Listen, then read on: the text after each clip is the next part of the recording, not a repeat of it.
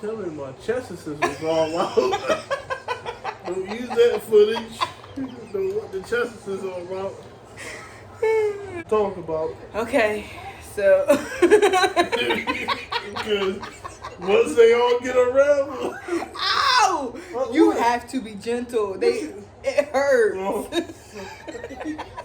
I'm sorry. Okay, so this video will be a story time of giving birth to our second son, Carson King. Hey, baby. So I'm just gonna start telling the story of my labor, and then my husband Javon is gonna Wizard Kelly. Jesus. Don't be putting my government name on there. He's gonna like interject and tell like his point of view as well. So and yeah. So okay. Just jumping in. Okay, so basically I was scheduled for an induction on, I don't remember the day, but it was a day I was scheduled for an induction.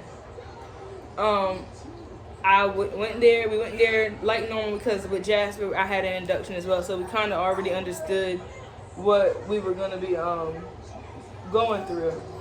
So we get there, they get me my first set of medicine, and it starts honestly working quicker than what it did for Jasper. So I started contracting that night. And it was painful, and it was late and I wasn't getting no sleep, and the doctor had asked me, do you want pain medicine? And for a while I said no, but then I said yeah. And the reason why I was saying no was because they give you fentanyl now.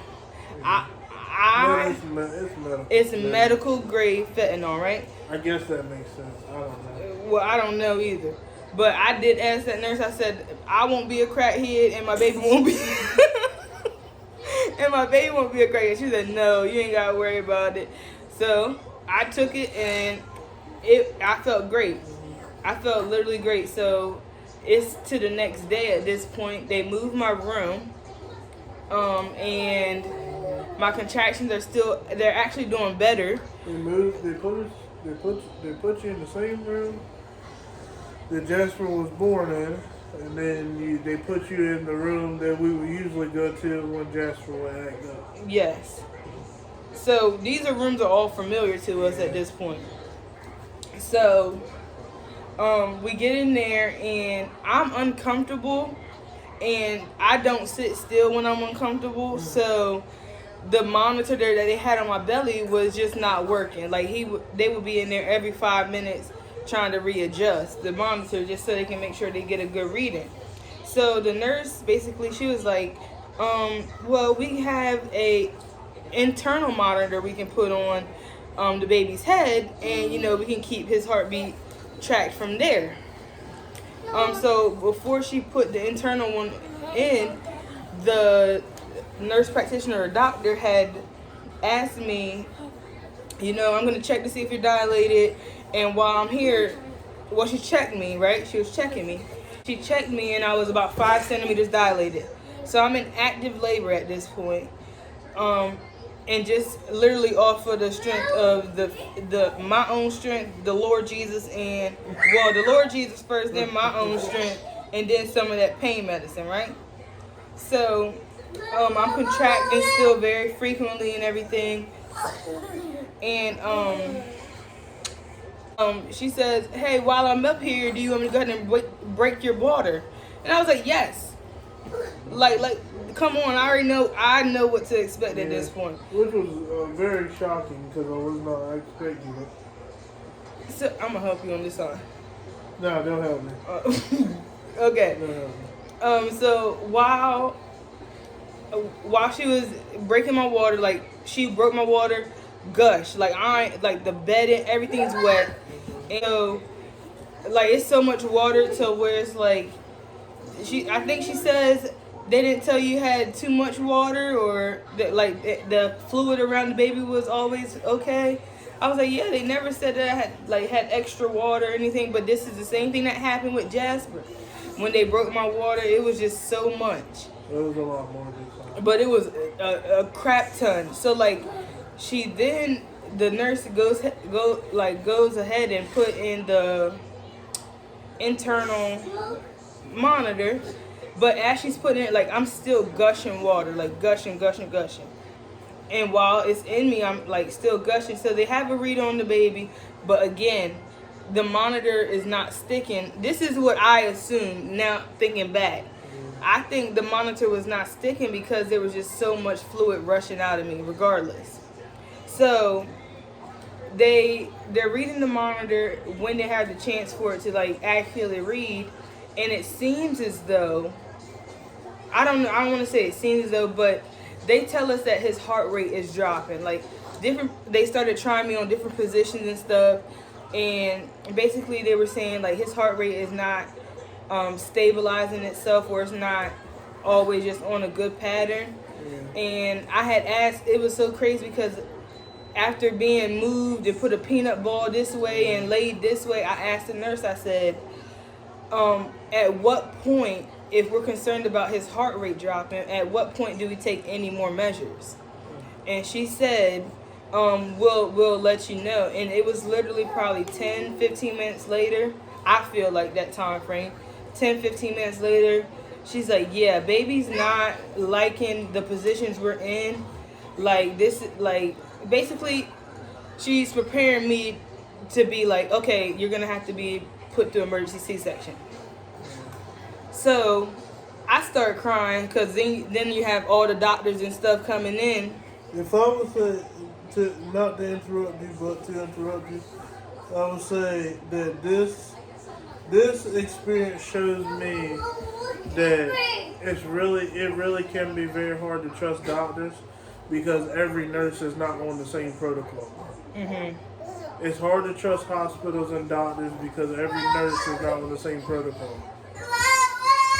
Like, that shows me that if I'm going to run a hospital, like, if I'm the head person in charge, then I'm letting everybody know that we only do things one way. And if you don't like it, you can leave. Because you very well could be taking steps that are like, I'm doing this. It's a lot of it. I felt like a lot of this experience was because of the fact that it was based off how people felt about a situation, instead of guaranteed. This is what was happening. Yeah. Because I do feel like there could have been a chance that it was not needed. I agree.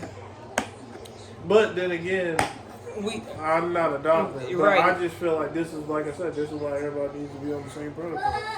Jasper, please. And I feel like the women that go in there and have babies, like that's information that you need to ask for. What is the baby having policy here? So if this happened, then I might have to get a C-section. Not if we're feeling like, because like, even more so this time you were not sitting still.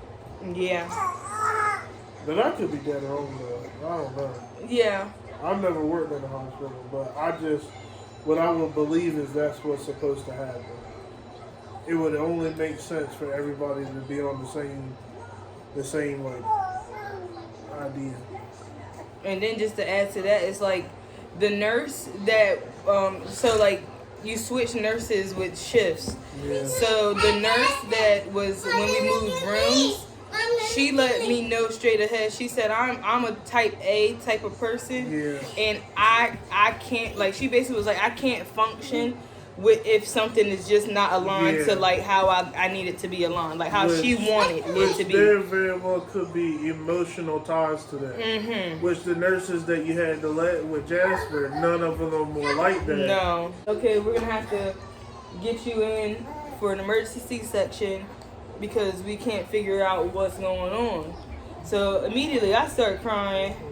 I'm upset, because it's just like, I didn't want it to happen. I didn't expect it to happen because I was doing so well. I felt like, and I was already 5 centimeters deep. I mean, who want like? That's just how I thought.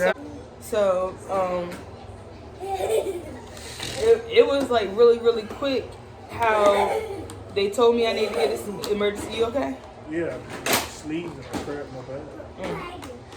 They told me okay.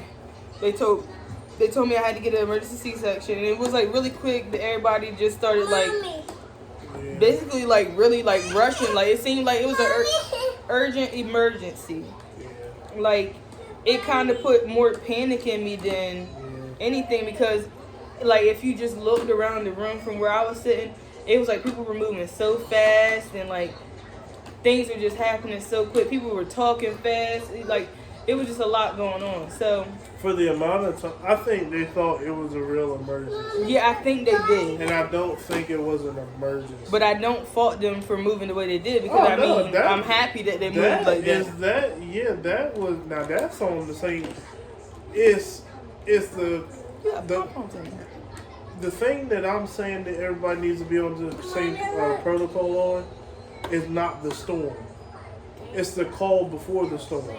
So, or the calm before the storm, or the call, yes, or the call before the storm. It's like, okay, like I'm very ecstatic about how y'all move when it's like it's go time. But whoever's calling the shots before we get to go time, we need to make sure we call the shots like that all the time. Yeah, like because you don't want, when people say I'm type A, just because you think you're alpha in your head doesn't actually make you one. You might have a shitty decision making. Yeah. Which could cause somebody, how we honestly feel, or not feel, but I would say 50-50 for me because I don't really know what was happening, truth be told, because he's inside of you. But it's just like, it's like you could have gave somebody a C-section that they didn't need. Yep. So they wheeled me down the hallway, and we get down to the like operating area, and then this other doctor comes out and she begins to tell me all these, all this stuff that is scaring me. Reality. But it's the truth of the matter. Yeah. And I started crying even more then because I think the one thing that really triggered me was that when she said, if your epidural, stop. Oh, I did. That's what I need to add. So right before the call for the emergency C-section, they asked me how's the pain and stuff, and I was just like, it hurts. Like, let's go ahead and get the epidural. So I was already on board to get it, because it's just I just was like, let's get it. So they were giving me the epidural and stuff, and then moving on. I'm down there, and the doctor in the surgery place, she's giving me the reality of things, but she's like, if the epidural doesn't take, what? Well, I don't know how you do this. My fingers are hurting. My thumb. My mommy, Leave it alone. He jumped. That feel good. She said if the epidural doesn't work, we're gonna have to shove a tube down your throat. That's exactly how she said it too. She didn't say it like yes, that. she said it like did. That. She didn't say we gonna have to shove a tube down your throat. But she used the words I just said. Yeah, she did say she was shove a tube down your throat. Yeah. Who wants to hear that? Somebody who. And I was like, so every time I hear that, so I watched a lot of Criminal Minds, and I watched that 50 Cent movie, or who was it? When he had his vocal cords were damaged, they had to shove the thing down his throat. Oh, that was Kanye West. Why are you watching that? So ever since then, I was like, if I ever get into an accident, they ain't never gonna put no tube down my throat for me to lose my singing voice. So when she said it, I was like, oh, dang. Like, I've been saying I did not want that to happen. So she gets in there. So we get into the operating room. Crazy operating room. Looks crazy. At this point, they've given me numbing medicine. And I don't know where you were. Well, I didn't go back there with you. You were getting dressed. They were helping you put your scrubs and stuff on. No, I had already really had that stuff on. They basically just told me I couldn't go back there. So as I'm back there, right? As I'm back there, they give me more like epidural. So at this point, I'm completely numb. Like no movement. You unraveling stuff. I'm helping you. I told you don't be unraveling anything. How many have you even gotten through? 4? Nah, I think more than 4. What? It's just these rubber bands. Mommy. Oh, yeah. Oh, this hurts. Oh, man. Mommy. Relax. Okay. I'm taking out my hair. You see how I took out your hair? I got to take out my hair. And what you laughing at, buddy? I'll be looking for one. That rubber band too hard. I ain't taking it out. Jim, are you serious? Yeah, I'm serious. That's it. That rubber band too hard to get. I don't take it out. So you just leave me stranded with... Yeah, you know some doubles and stuff. If I can't get that rubber band out. So, hold on, baby. What are you talking about? I'm in the operating room. I'm completely numb. So they have to transfer me from the bed to this like skinny board. It's a gurney. Is that a gurney? A gurney, maybe. They literally, I didn't have no movement. Like, I can't feel nothing. All I know is they count and all my body just, It's just like, it What was, is this? it's a, And I said, okay, like, oh, get it. Go, Jassy. Go, Jassy. Hey. Hey. 5 bucks. 5 bucks. Let's grab our gear. What? That's what it said. Yeah. And it Let's said how you... turn it to a fix. Let's go. Let's roll. 5 bucks. 5 bucks. Let's go. Hey. Hey. Get it. Go, Jasmine. It's your birthday. What you kicking for? Hey. Hey. You got it. Ooh, you jumping. You jumping. Look at bro looking at you.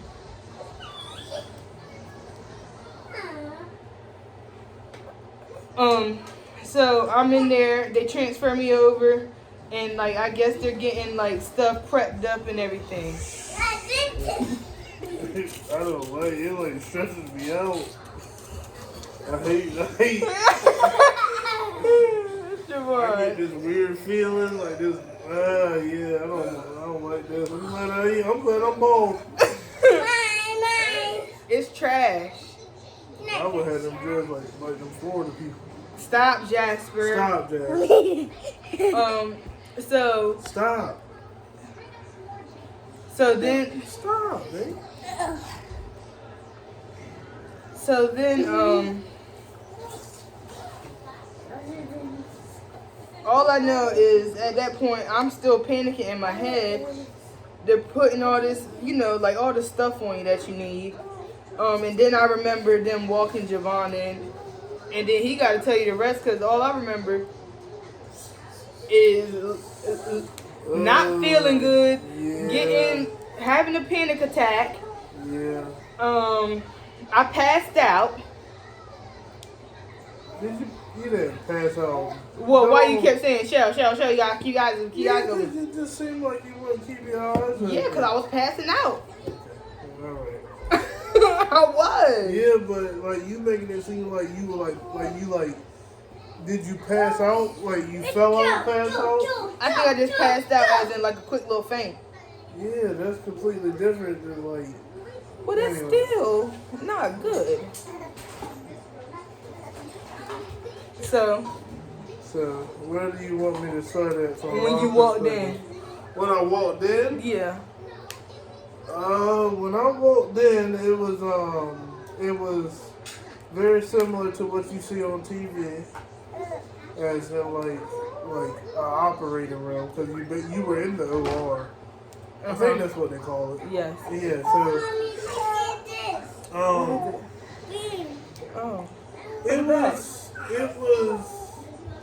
it was a smaller room. It was You want some? it was probably the more smaller of the rooms options that they had, and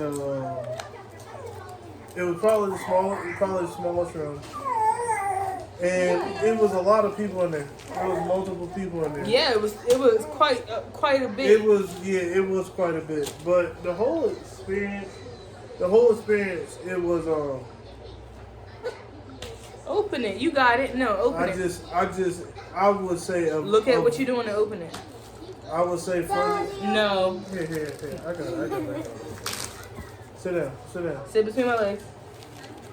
I would say the whole experience. Mommy, best, want that. you don't need your spoon. Eat with your hands. You want Jello? Eat your goldfish first. Okay.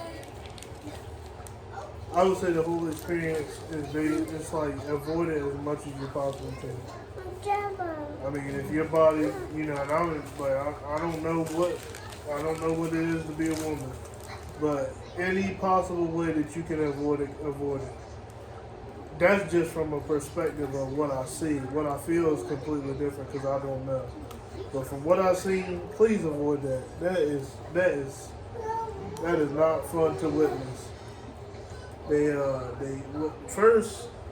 I don't think I really remember seeing them cut you open. I don't know what I would have did if I seen that. But what I did see. Because when they brought me in, they basically sat me behind the curtain to be with you. And I was like up and down at times because a lot of it's just like it's not hard to watch. I'm not disgusted by the blood. Okay. It's not hard to watch. Open it. It wasn't hard to watch, like in the sense of like I feel like I'm gonna pass out or faint. But it was like nobody wants to keep seeing this. You know what I mean? Like nobody wants to keep seeing this. Like I don't want to keep seeing this.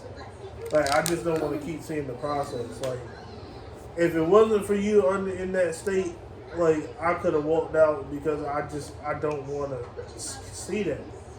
Because it wasn't like what I had thought. And then what I seen happen, I never would I would have never. If somebody said that to me, I would be like, "Whoa, you would never want no C-section." Like if somebody had told me that before I seen it, like, and it would, and some people were probably like, well, depending on how you cut this up, some people were like, "Well, what do you see?" So like basically, I don't think I remember seeing you cut open. But what I do remember seeing is. There was blood on the floor, and basically they had cut you open at some point. Before I walked in, and as I'm like up and down, I can kind of see what's going on and kind of not. There was a lot of blood, but the thing that tripped me out was the one head nurse lady. I don't know who she was. Well, of course I don't know who she was. Like she was like yanking on your ribs. Or like some part of like your skin, like to pull it back. Like it was almost as if it was like, and like you heard it like not a crunch, but you heard like the pull. The pull. And it was like I didn't feel. I just was like, dang, like I don't want to see this. Like it's just like, and then it was like, like it's just like. It's just something. It wasn't something that I didn't want to keep hearing. But eventually that got over with, and eventually there's a little bit more cutting, a little bit more yanking, talking to you, going in and out. Not really going in and out, but just saying, "Shall make sure you stay up." Shall make sure you stay up, and eventually Carson comes out. And it basically pulled you out, or pulled him out of your stomach. Got him all cleaned up, got him on the little warming bed piece, and then before you know it, they were sewing you back up.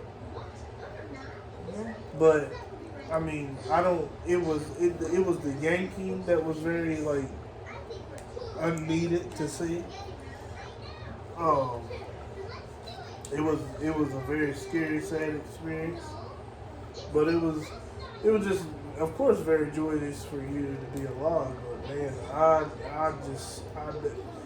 I said it to Jan, nobody should have to go through that.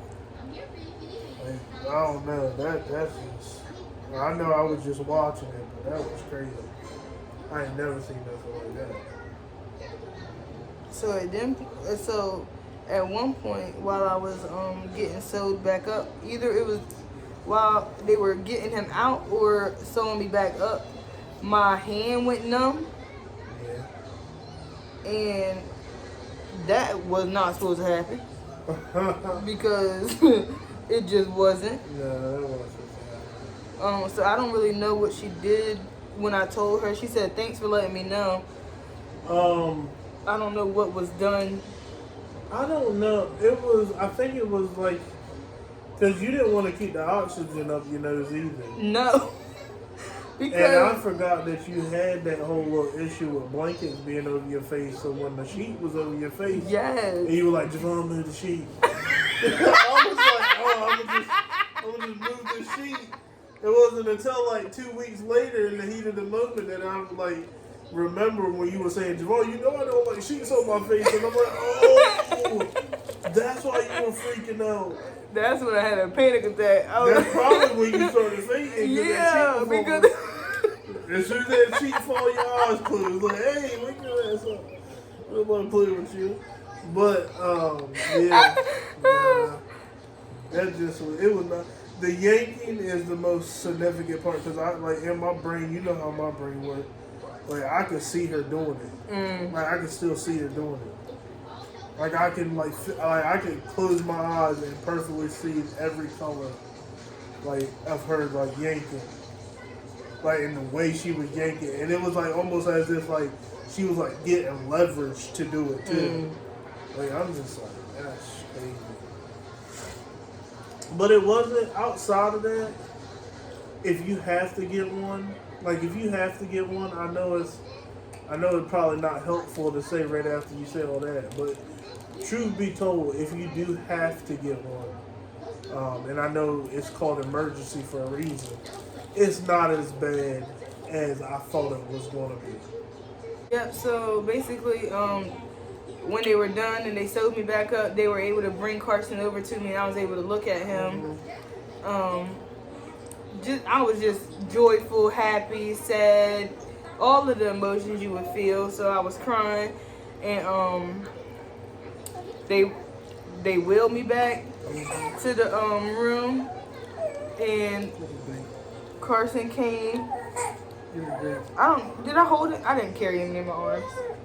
No, you didn't carry him in your arms. I think they asked me, but I was too weak. No, they actually had got you. You don't remember? No. So they actually had wheeled you back, and we were all back in the room after everything was said and done. After they did. Jasper James. Luke, come on, Jasper. Stop, please. Is that Jello on the floor? Yeah. Go throw it away, please. Go throw the Jello away. Yep. Good way. Anyway, they wheeled you back, and basically what had happened was that when you got back to the room, you were holding Carson. I was about to say, I thought I had him. Yeah. By the time you got back to the room, you were holding him. I was holding him, and then they By the time we got back to the room, I guess you don't remember. No. By the time we got back to the room, it was almost as if, like, if it wasn't for his sugars, we could have went home in 2 days. Or the next day. Or the next day.